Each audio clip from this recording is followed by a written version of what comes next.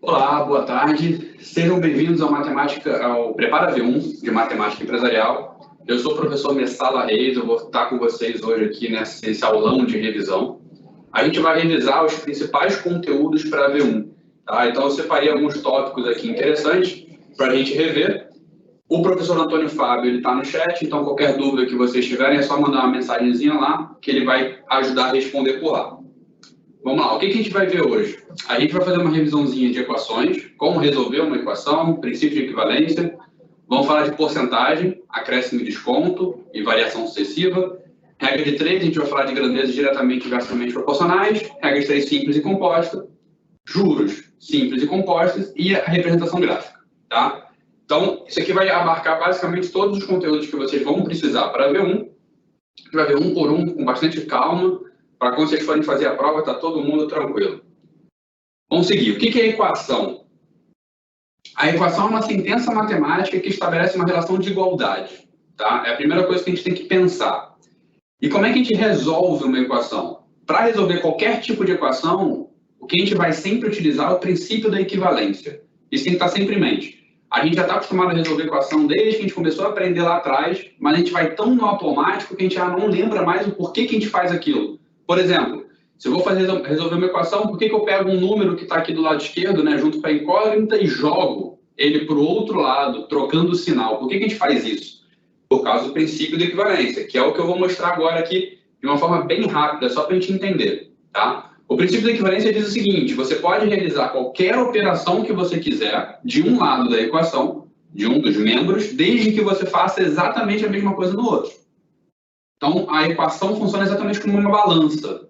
Se eu preciso fazer alguma coisa de um lado, eu faço do outro. Então, se eu quero somar 5, eu vou somar 5 do primeiro lado, somo do segundo lado. Se eu vou subtrair 3, subtraio 3 de um lado, subtraio 3 do outro lado. Então, tudo que você fizer tem que ser igual nos dois lados. Então, por exemplo, eu tenho a seguinte equação: ó, x mais 2 igual a 6. Eu quero resolver essa equação. Eu tenho uma sentença matemática, eu tenho uma incógnita e eu tenho um sinal de igual. Então, é uma equação. O que eu preciso saber aí? Descobrir o valor de x, que é a nossa incógnita neste caso. E lembrando que não precisa ser necessariamente x, tá? Pode ser outra letra. A gente normalmente usa x, mas pode ser qualquer uma. O que acontece, como é que na verdade eu faço para poder resolver e deixar esse x sozinho, x igual? Esse mais 2 que está aí, está me atrapalhando. Então eu preciso dar um jeito de tirar esse mais 2 e jogar para o lado direito. Como é que eu faço isso? Eu não posso pegar o 2 dali e jogar, e tirar ele. Né? O 2 ali é uma coisa abstrata, ele está escrito.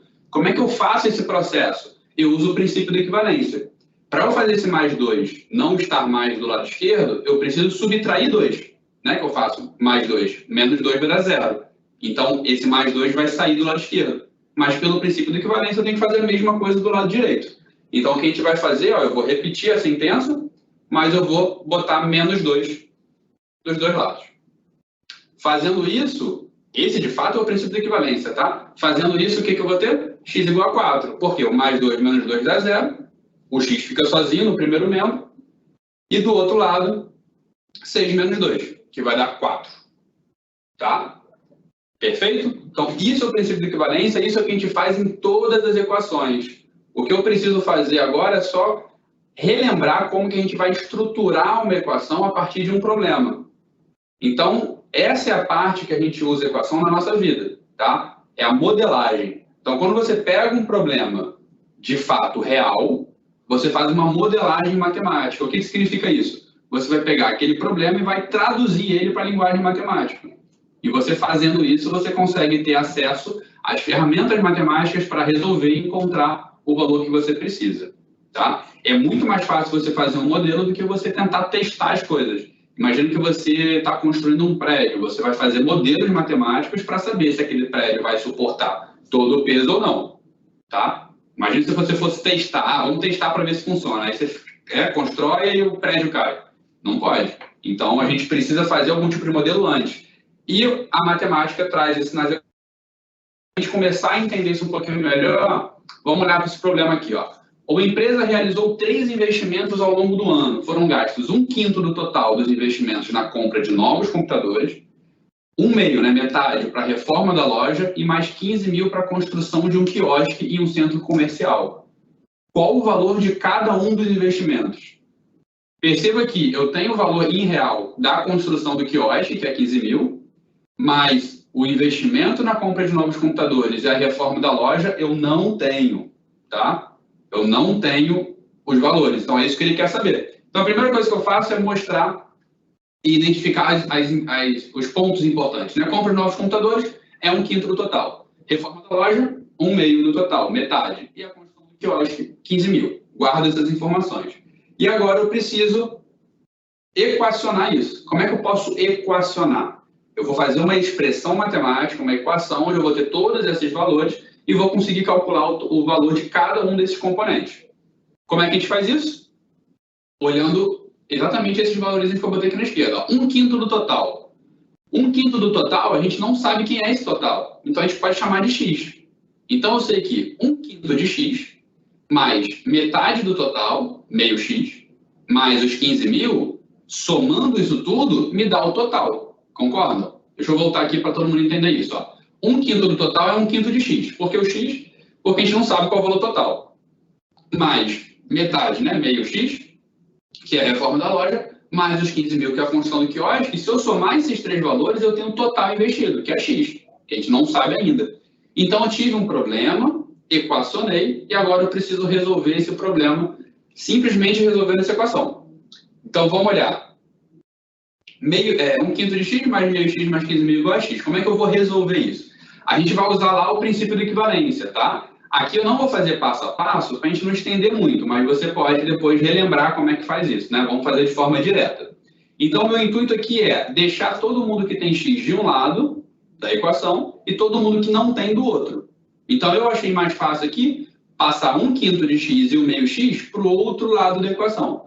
Então, se eu estou passando eles para o outro lado da equação, eu vou trocar o sinal que eles estão fazendo. Então, 1/5 de x está somando, então ele vai para o lado direito, subtraindo.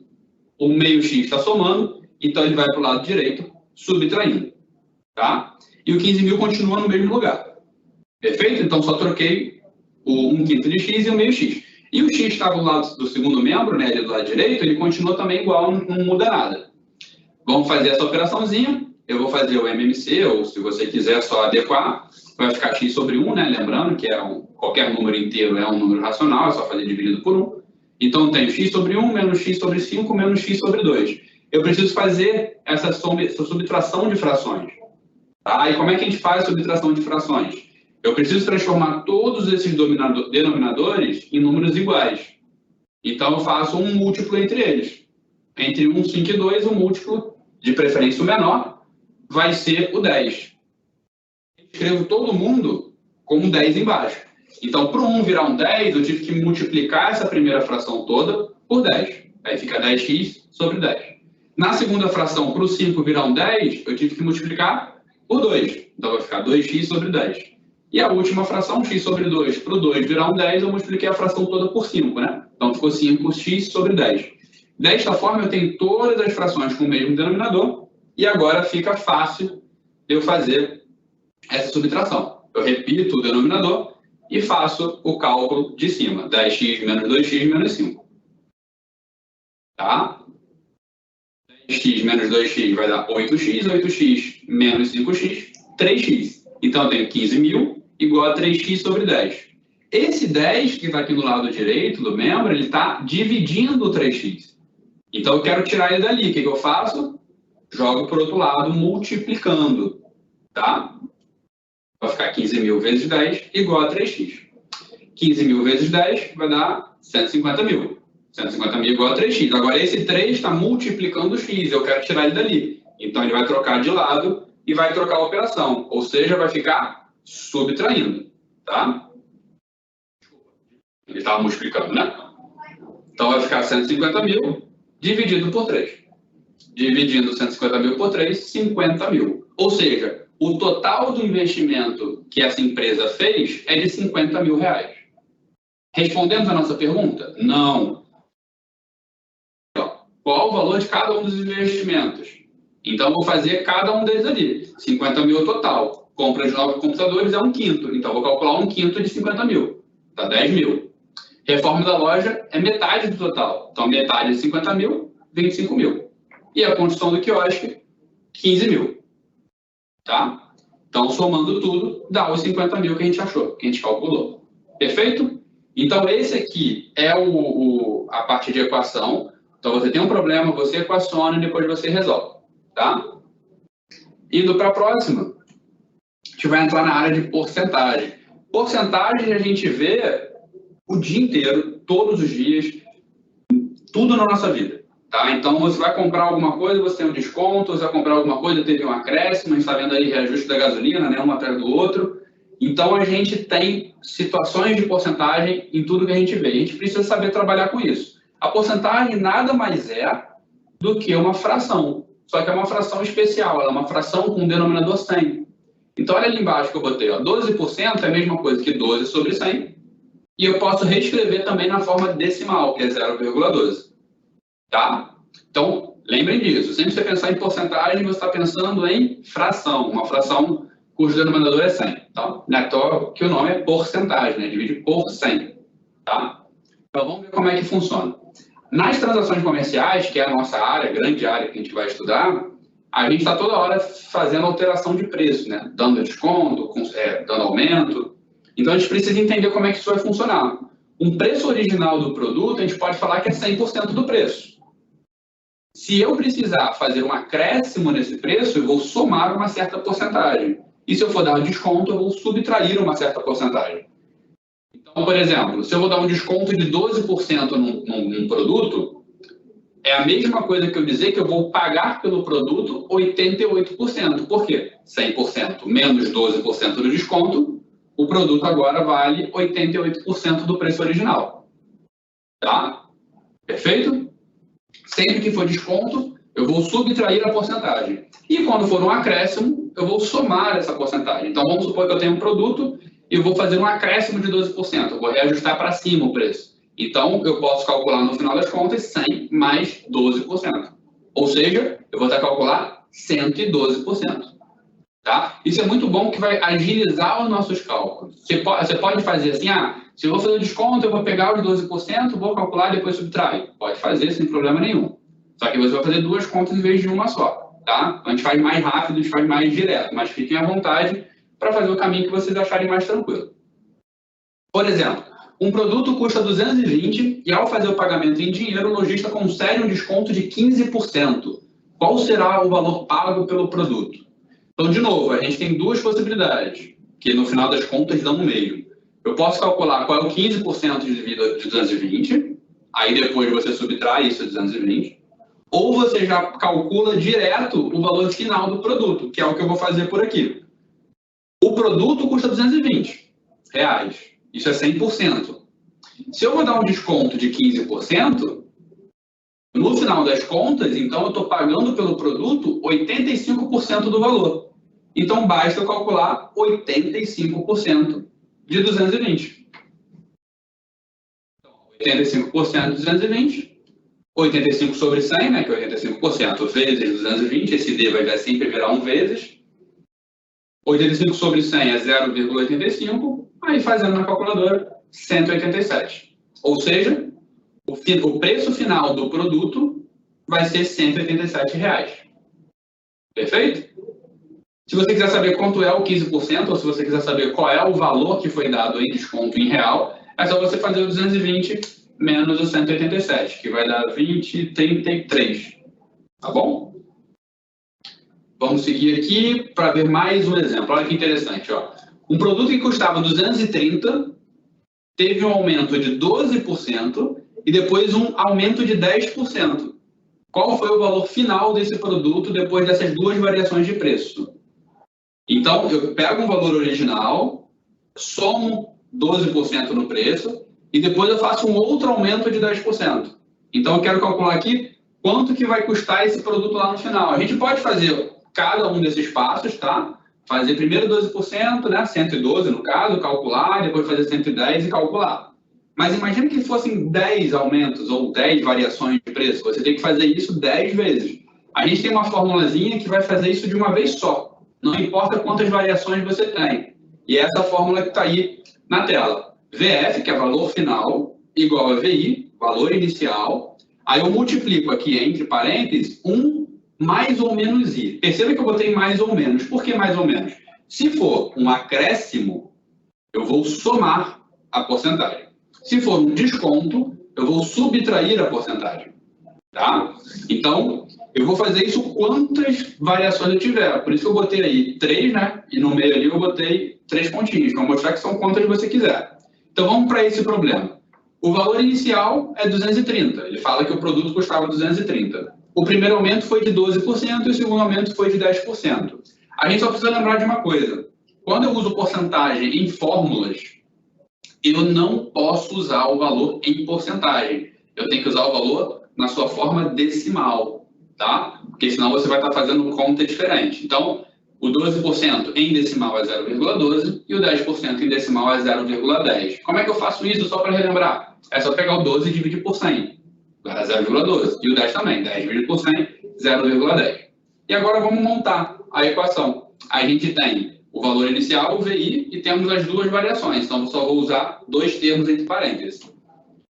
Então, vai ficar valor final, que é o que eu quero descobrir, igual a 230, que é o valor inicial, que multiplica 1 mais, por que mais? Porque é um aumento. 1 mais 0,12, que é a primeira taxa de aumento, e depois 1 mais 0,1, que é a segunda taxa de aumento. Se fosse subtração, se fosse desconto, você ia usar a subtração. Tá? A gente vai deixar isso para o próximo exemplo. Então, fazendo a continha, a gente primeiro melhora que está dentro do parênteses, né? Vai ficar 1,12 e 1,1. Eu dou uma dica para todos os meus alunos. Na hora de você fazer essa multiplicação, faz primeiro quem está no parênteses, que vai te ajudar demais em outras situações, tá? Então, fazendo 1,12 vezes 1,1 vai dar 1,232.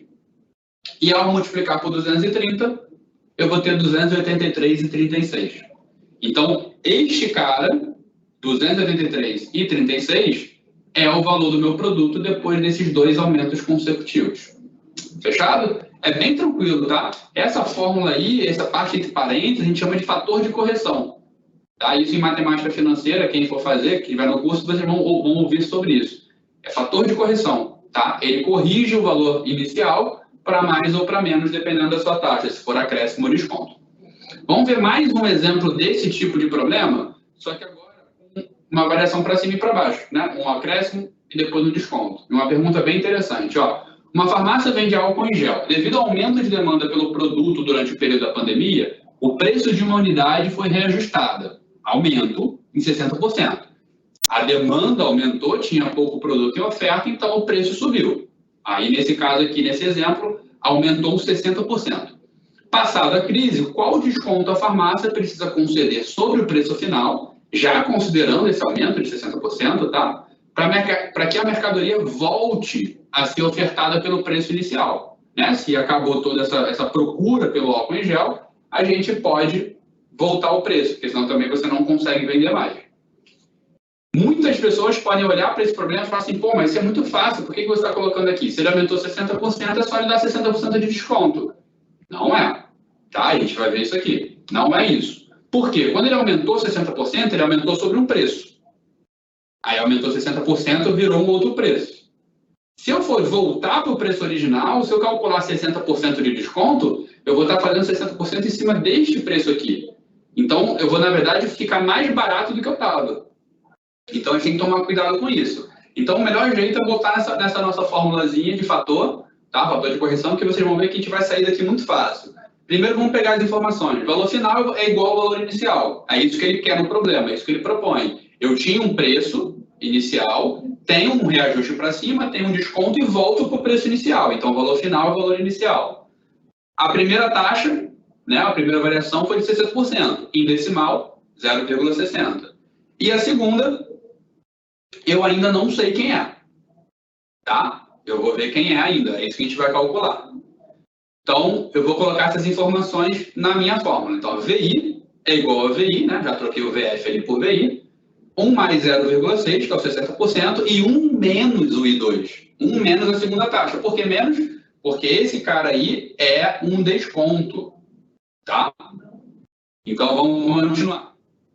Vou passar o VI para o lado esquerdo, né? Então, como ele estava multiplicando todo mundo ali, ele vai para o lado esquerdo dividindo. VI sobre VI igual a 1,6 menos, multiplicado por 1 menos I2. Aí aqui agora eu vou fazer a conta que dá para fazer aqui do lado esquerdo, né? VI sobre VI dá 1, né? Não importa qual é o valor inicial. Por quê? Qualquer coisa sobre ela mesma vai dar sempre 1. 1,60 vezes ou 1 menos I2. Agora eu vou pegar esse 1,60 e vou passar para o lado esquerdo também, dividindo. Então, 1 sobre 1,60 é igual a 1 menos I2. Vou fazer essa continha, 1 sobre 1,60. Então, peguem a calculadora aí e façam junto para vocês perceberem. 0,625. Agora, o que está ali do outro lado, eu vou fazer o seguinte, eu vou mudar, né? Vou tirar o parênteses ali, que eu não preciso mais, e eu vou passar o I2 para o outro lado, só para ele ficar positivo, e o 0,625 para o outro lado, trocando sinal também. Fazendo 1 menos 0,625, eu vou ter 0,375. Esse cara, o 0,375, está em decimal. Então, se eu transformar em porcentagem, é só multiplicar por 100. Então, 0,375 é a mesma coisa que 37,5%. Ou seja, voltando para a gente fechar essa ideia, eles aumentaram o preço em 60%. E para voltar para o preço original, eu só tenho que dar um desconto de 37,5% em cima desse preço final. Tá? Então, isso aqui é muito bom para vocês entenderem o seguinte, olha só. Às vezes você começa um empreendimento, às vezes vocês começam a ter um negócio e vocês fazem um reajuste desse, na hora de voltar para o preço, vocês não pensam, não calculam, não relembram dessa ideia e faz um desconto desse tamanho. Aí você acaba cobrando mais barato do que você cobrava antes. Tá? Beleza? Então, estamos fechados nesse quesito. Vamos para o próximo. Regra de 3, tá? Regra de 3 é o bote salva-vida da matemática. Eu gosto de falar sempre isso. Normalmente você não sabe o que você vai fazer, você tenta a regra de 3, é quase isso. Tá? A gente usa a regra de 3 em tudo, em tudo. Qualquer tipo de modelagem de problema, uma das primeiras coisas que você tenta fazer é a regra de 3. A gente só tem que tomar cuidado com uma coisa, a regra de 3 funciona? Funciona, mas só vai funcionar quando você tiver grandezas proporcionais. Tá? Às vezes você não tem essas grandezas proporcionais, a regra de 3 não funciona. Então a gente tem que ficar ligado em como que você faz essa análise. De qualquer forma, aqui a gente vai estudar todas as grandezas que são proporcionais. Tá? E a gente precisa entender o seguinte, para eu fazer uma regra de 3, eu preciso estabelecer uma relação entre essas duas grandezas. E eu preciso entender, as grandezas são diretamente proporcionais ou elas são inversamente proporcionais? Tá? Então, você tem que ficar tomando cuidado sempre com isso. Não faça direto. Sempre pense, é diretamente proporcional ou inversamente proporcional? O que significa isso? Duas grandezas ou mais, né, serem diretamente proporcionais significa o seguinte, se uma grandeza está crescendo, a outra grandeza também vai crescer junto. Não necessariamente no mesmo valor, tá? Só vai crescer proporcionalmente. Então, diretamente proporcionais, o que uma grandeza faz, a outra também faz. Então, se uma está crescendo, a outra cresce. Se uma está diminuindo, a outra também diminui. Isso é diretamente proporcional. E inversamente proporcional é exatamente o contrário. Quando uma grandeza está crescendo, a outra está diminuindo. Ou, se uma grandeza está diminuindo, a outra está crescendo. Perfeito? Tranquilo? Então, isso é importante para a gente fazer qualquer regra de 3. Vamos ver alguns exemplos. Para analisar o processo de um certo setor de um órgão federal, são disponibilizados 18 funcionários que conseguiam realizar o trabalho diariamente, analisando 135 processos. Então, a primeira informação que eu tenho é 18 funcionários realizam o trabalho analisando 135 processos. Em um dia, infelizmente, 4 funcionários não compareceram. Supondo que todos os funcionários atendem a mesma demanda de processos, nesse dia, a quantidade de processos analisados será de... Então, eu tinha 18 funcionários analisando 185 processos, eu tive 4 funcionários a menos, então, de 18, eu só posso contabilizar 18 menos 4, 14, quantos processos vão ser analisados nesse dia. Então, a primeira coisa que eu faço é você fazer uma tabelinha, tá? Eu sempre peço isso. Lê um problema, viu que é regra de 3? Faz uma tabela. Aí você bota as informações. 18 funcionários, 135 processos. 4 a menos, 14 funcionários, quantos processos? Aí aqui você para. Normalmente o pessoal já vai automático, né? Vamos multiplicar cruzado e vamos embora. Cuidado.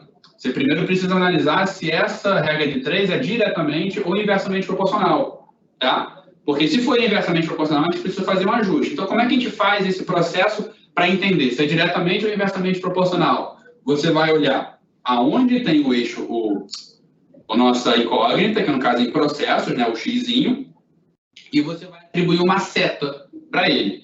Essa seta pode ser para cima, pode ser para baixo, não importa, tá? O importante é você dar um sentido, tanto para cima ou para baixo. Por quê? Você estabelecendo um sentido, você vai comparar com o próximo grandeza. Se for mesmo sentido, diretamente proporcional. Aí você bota a seta para o mesmo sentido. Se for inversamente proporcional, sentido diferente. Aí você bota para baixo. Só para você ficar ligado no próximo passo. Só para você ficar atento, tá? Então, botei uma setinha para cima. Vou comparar processos com funcionários. Quanto mais processo eu tenho para analisar, eu preciso de mais funcionários ou menos funcionários? Mais funcionários. Né? Então, quanto mais processos, mais funcionários. Grandezas diretamente proporcionais. Então, setinha para o mesmo sentido. Perfeito? Então, se são grandezas diretamente proporcionais, setas para o mesmo sentido, eu posso montar direto. Tá? Aqui, o que você poderia fazer? Vocês já estão acostumados, né? Multiplicar cruzado. Mas por que a gente multiplica cruzado? Vou mostrar agora, o princípio da equivalência. Lá de equação. Por quê? Esta regra de 3, a gente vai equacionar da seguinte forma. Eu vou botar antes do igual a minha coluna que tem o x, então vai ficar 135 sobre x, porque está literalmente em cima, né? 135 está em cima do x, igual a 18 sobre 14. Então, eu estou montando uma igualdade entre as proporções. É isso que a gente faz na regra de 3. E por que a gente multiplica cruzado? 18x igual a 135 vezes 14. Porque eu estou resolvendo uma equação. Então, o x que está ali do lado esquerdo ele vai para o lado direito multiplicando, e o 14 que está do lado esquerdo vai para o lado direito, vai para o lado esquerdo multiplicando também. Então, a gente fica 14 vezes 135 igual a 18 vezes x. É a mesma coisa que você multiplicar cruzado. Tá? É por isso que a gente faz. Então, resolvendo essa continha, 14 vezes 135 vai dar 1.890, igual a 18x. 1.890 é dividido por 18, né? Porque o 18 está ali multiplicando o x do lado direito, então ele desce dividindo para o lado esquerdo, vai ser igual a x. 105 igual a x. Ou seja, 14 funcionários vão analisar 105 processos nesse dia. Perfeito? Vamos para mais um exemplo. Em uma fábrica possui 15 máquinas que invasam juntos uma certa quantidade de garrafas em 12 dias. Após o investimento, foram adquiridas mais 5 máquinas semelhantes para diminuir o tempo de produção. Quantos dias serão necessários agora para realizar a mesma quantidade de envasamento? Então, a primeira coisa que eu tenho que fazer é montar uma tabelinha para poder entender quais são as grandezas que estão aí. Então, ó, 15 máquinas, 12 dias. Após o investimento, foram adquiridas mais 5 máquinas. Então, antes ele tinha 15, agora eu tenho 20. Quantos dias eu vou precisar para fazer esse envasamento?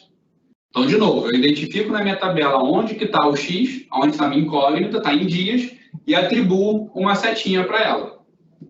Boto uma setinha, eu sempre boto para cima que é automático, tá? Mas tanto faz. Eu também digo que você faça sempre a mesma coisa para você não ficar confundido. Aí agora a gente vai analisar. Quanto mais dias eu tenho para invasar, para fazer um processo, né, para fazer um trabalho, eu preciso de mais máquinas trabalhando ou menos máquinas trabalhando por dia? Vou refazer a pergunta.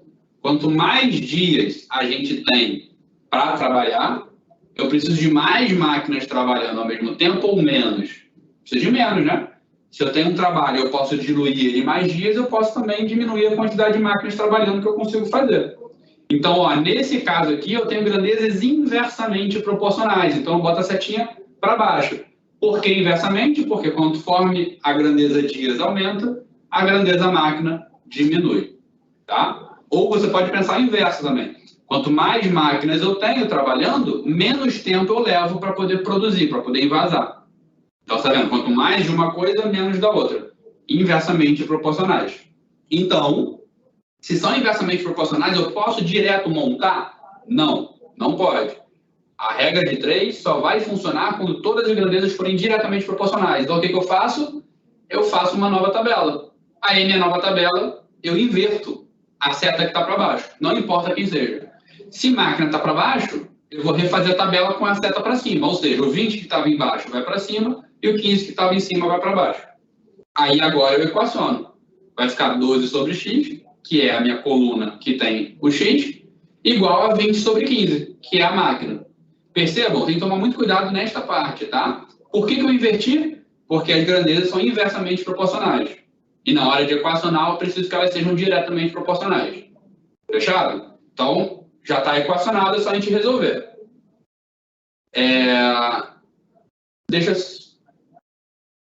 Tá, vamos lá. Então, agora é só resolver, multiplica cruzado, né? Eu passo o x para um lado e 15 para o outro, vai ficar 12 vezes 15, igual a 20 sobre x.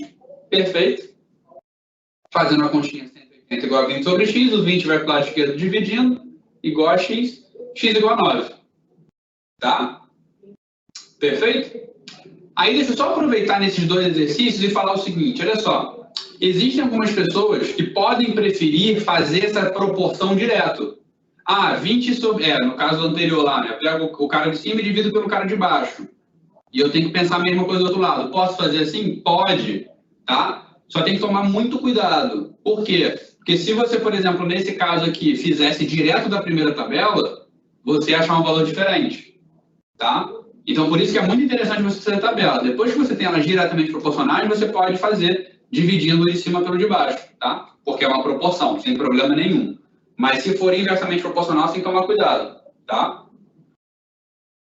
Regra de 3 composta. A gente viu a regra de 3 simples, agora a gente vai para a regra de 3 composta. O que é a regra de 3 composta? Nada mais é do que a regra de 3 simples, porém com mais grandeza.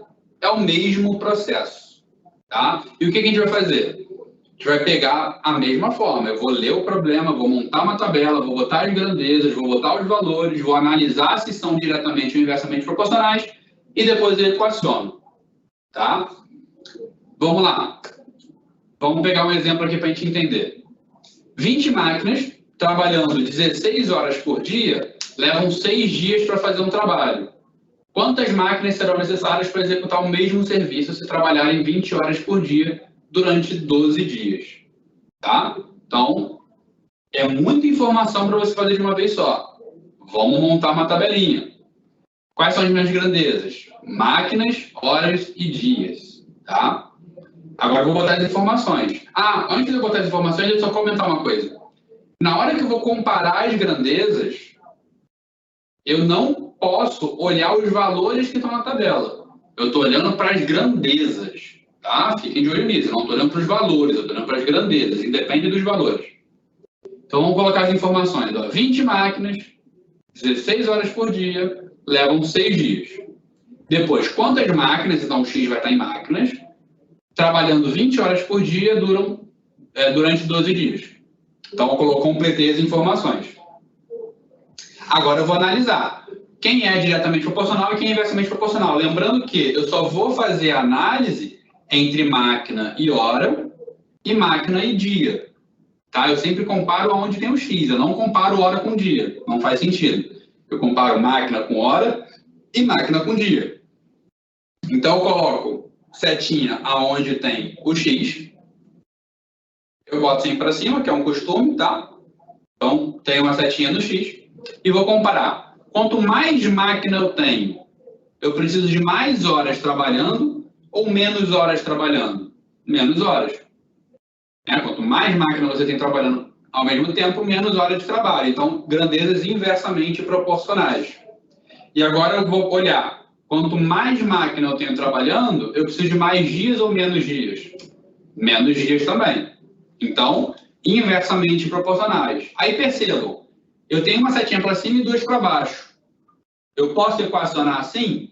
Não, não posso. Então, eu faço uma nova tabela e troco as setinhas. E inverto quem eu quero inverter. Eu posso inverter hora e dia para cima, né? Ou se você quiser inverter máquina para baixo, pode também, que aí você inverte só um. Tanto faz, dá no mesmo, tá? Só a equaçãozinha vai ficar invertida, mas no final você vai chegar no mesmo valor. Então, vamos equacionar com o que tem ali embaixo. Eu vou equacionar da mesma forma que eu equacionei a regra de 3 simples? Sim. Só que vai ter um detalhe. Por quê? Eu vou botar 20 sobre x antes do igual. Lembrando, sempre que eu equaciono, a minha coluna que tem o x sempre começa, tá? É sempre ela igual ao resto. Eu não posso botar em outro ponto, tá? Sempre começa por ela. Então, eu vou botar 20 sobre x igual 20 sobre 16, que é a coluna de horas, vezes 12 sobre 6, que é a coluna de dias. Se eu tivesse mais 5 grandezas, o que eu faria? Botaria grandeza por grandeza, né, com a setinha para o mesmo sentido, e ia multiplicar uma por uma depois do igual. É sempre assim, na regra de 3 composta. Fechado? Então, fazendo as contas, né, vai ficar 20 vezes 12 sobre 16 vezes 6, que vai dar 240 sobre 96. Aí, desse jeito que está agora, eu volto para uma regra de 3 simples. Então, agora é só resolver, né? Passo o x para o lado de lá multiplicando, passo 96 para o outro lado também multiplicando. 20 vezes 96 vai dar 1920, igual a 240x. 1920 sobre 240, x igual a 8. Ou seja, eu preciso de 8 máquinas trabalhando 16 horas, trabalhando 20 horas por dia durante 12 dias. Faz sentido, né? Eu aumentei a quantidade de horas, eu aumentei a quantidade de dias, então eu preciso de menos máquina. Fechado? Uma dica que eu dou. Depois que acabar a nossa aula de hoje, durante a semana, vocês podem assistir a gravação, é só clicar no mesmo link, tá? Então assista a gravação novamente, passo a passo, com a calculadora, com o papel na mão, vai fazendo junto, vai fazendo as continhas junto, tá? Que aí você vai tomar uma propriedade maior. Perfeito? Vamos. Agora, depois de regra de 3 composta, a gente vai passar para a parte de juros simples, tá? Falta juros simples, juros compostos e a parte de interpretação gráfica. Então, juros simples, o que a gente vai fazer? Eu vou tratar aqui de matemática financeira, que é o bem básico de matemática financeira. Juros simples não é utilizado tanto no dia a dia, tá? A gente normalmente usa juros compostos. Os juros simples têm uso, sim, mas são usos mais específicos. Lá em matemática financeira, quem tiver no seu curso vai ver isso um pouquinho melhor, tá? O nosso objetivo aqui é só ter uma ideia geral dos juros simples e juros compostos. Antes, para relembrar, o que é juros, né? Os juros é a remuneração que você tem pelo empréstimo, ou o pagamento que você paga por um empréstimo. Então, se você tem um dinheiro e empresta para alguém, nada mais justo do que você receber o dinheiro de volta com uma porcentagem a mais, que a gente vai chamar de juro, tá? Juro e taxa de juros são coisas diferentes. O juro é o valor em dinheiro que você recebe a mais, ou o valor em dinheiro que você paga a mais por um empréstimo, e a taxa é exatamente a taxa, tá? Vamos lá. O capital de 1.200 foi aplicado pelo regime de juros simples, a taxa de 9% ao ano durante 3 meses. Qual foi o juro gerado por essa aplicação e qual o montante ao final dessa operação? Então, estou fazendo 2 perguntas aqui. Eu quero saber os juros e quero saber o montante, tá? Então, vamos colocar as informações. O que eu tenho? C, que é o capital. Então, o meu primeiro valor, o valor investido é de 1.200. É regime de juros simples, a taxa de 9% ao ano e o tempo são 3 meses. Aqui a gente tem que tomar cuidado. Na hora que eu vou trabalhar com juros, não importa se é simples ou composto, eu preciso sempre trabalhar com a taxa e o período na mesma unidade de tempo. Eu não posso trabalhar com taxa ao ano e tempo em mês. Eu não posso trabalhar com taxa ao dia e tempo em ano, tá? Eu sempre tenho que estar na mesma unidade. Nesse caso dos juros simples, é fácil fazer mudança. Por quê? A taxa de juros ela é proporcional. Então, 9% ao ano, se eu quero saber quanto vale em um mês, é só eu dividir por 12, porque em um ano são 12 meses. Tá? Então, eu vou colocar primeiro a fórmula, que é juros igual a capital, vezes a taxa, vezes o período, e vou colocar as informações. 1.200 é o capital. Quem é esse 0,0075? É o 9% ao ano trazido para mês. O que eu fiz? Fiz 9% dividido por 12. Tá? Então, você vai fazer 9 dividido por 12, aí você divide por 100 para estar ele em decimal. Perfeito? Tá? Só para não esquecer. 9% ao ano vai dar 0,75% ao mês. Tá? E vezes 3, que são os 3 meses. Fazendo a continha, vai dar 1.200 vezes 0,0225. Juros é igual a 27. Perfeito? Então, neste capital aplicado, houve um juros de R$ 27,00. Então, a primeira pergunta está respondida. Qual foi o juro gerado? E agora ele pergunta o montante. O que é o montante? Montante vai ser o capital, que é o inicial, mais os juros que rendeu. Você junta os dois, soma os dois, aí você aumenta o seu capital e vai para o montante que vai ser de 1.227. É 1.200 mais o 27. Tá?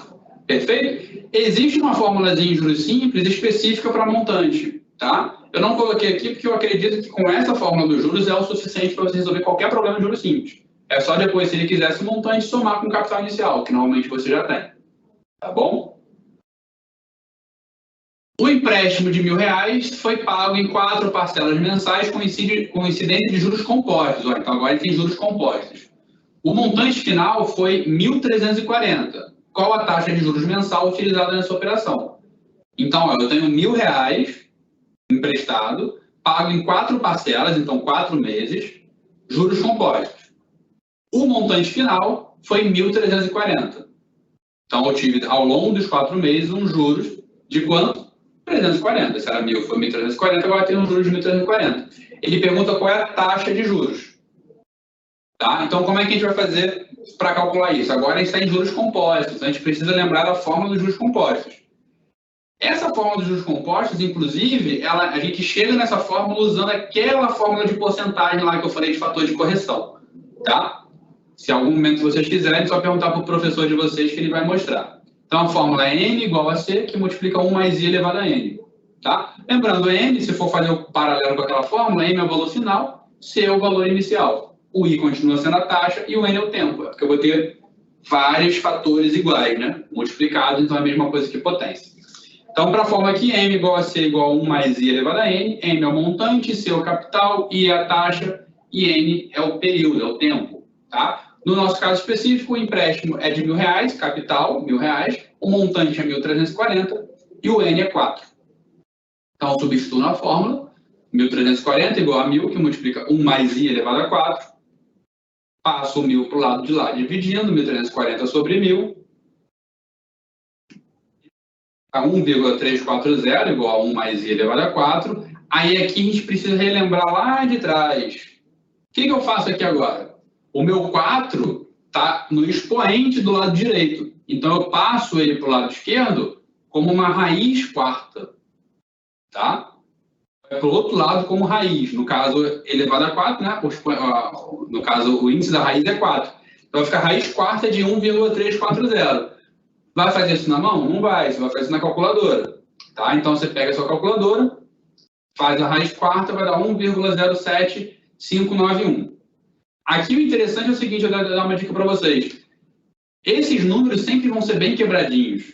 Tá? Então, faça na calculadora e use pelo menos 4 casas depois da vírgula. Por quê? Se você botar só 1,07, a sua resposta vai ficar um pouquinho diferente. Porque você vai estar arredondando. Tá? Então, usa pelo menos 4 casas que eu acho que fica bem interessante. Então, vai ficar 1,07591 igual a 1 mais i. Passo 1 para esse lado. Vai ficar 0,07591. E agora eu multiplico por 100 para estar em porcentagem. 7,591%.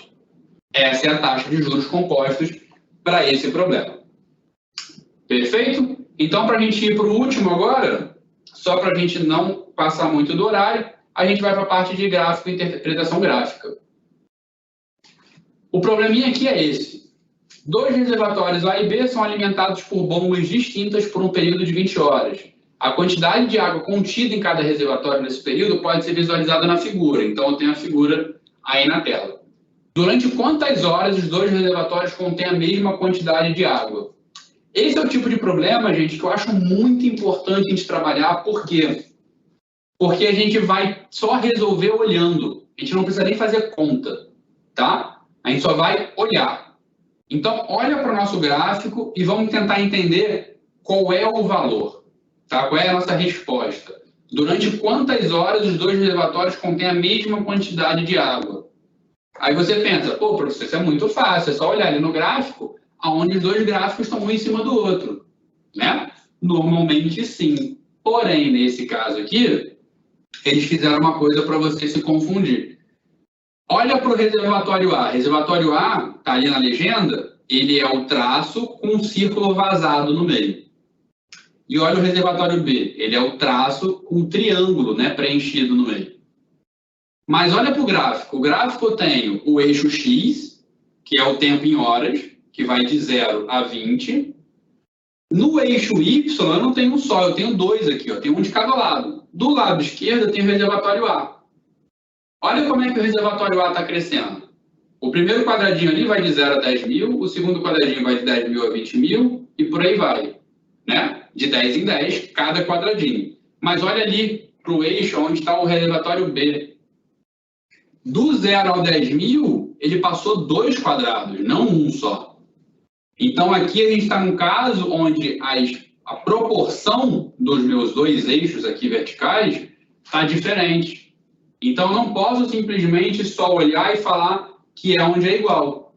Eu preciso fazer o quê? Eu preciso ver exatamente o valor. Então, nesse caso aqui, quando que o reservatório A e o reservatório B vão ser iguais? Olha aqui, ó. Eu botei a setinha azul no gráfico para você perceber.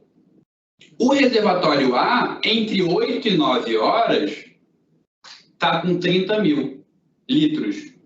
E o reservatório B, entre 8 e 9 horas, também vai estar com 30 mil. Tá? Então, nesses dois casos,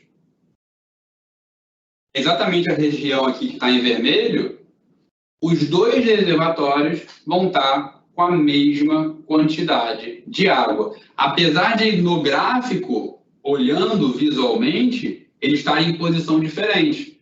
Mas é porque o gráfico do reservatório A e o gráfico do reservatório B estão em escalas diferentes. Então, ao bater o olho, você não consegue perceber. Você precisa olhar com mais calma cada uma dessas escalas e entender isso, que estão diferentes. Por isso que eu puxei essas duas setinhas. Tá? Então, a setinha aqui do lado esquerdo ó, é do reservatório A. Reservatório A é o que tem a linha com o círculo vazado no meio. Então, olha ali, ó, na setinha da esquerda, 30 mil entre 8 e 9 horas. Reservatório B é o traço com um triângulo preenchido no meio. Olha ali para o lado direito. Reservatório B, 30 mil entre 8 e 9 horas também. Tá? Então, nesse momento, entre 8 e 9 horas, os dois reservatórios têm a mesma quantidade de água. A gente encerra por aqui. Tá? Muito obrigado à presença de todos vocês. Espero que eu tenha conseguido dar uma boa ajuda, que vocês vão muito mais tranquilo para a aula. Espero que o Antônio Fábio também tenha conseguido responder as perguntas para vocês. Eu não consigo ter acesso ao chat também para olhar aqui enquanto eu estou falando, mas muito obrigado. Acredito que ele também já tenha colocado o link de presença, né? Está aí na tela também, qualquer coisa. E até a próxima. E boa prova para todo mundo.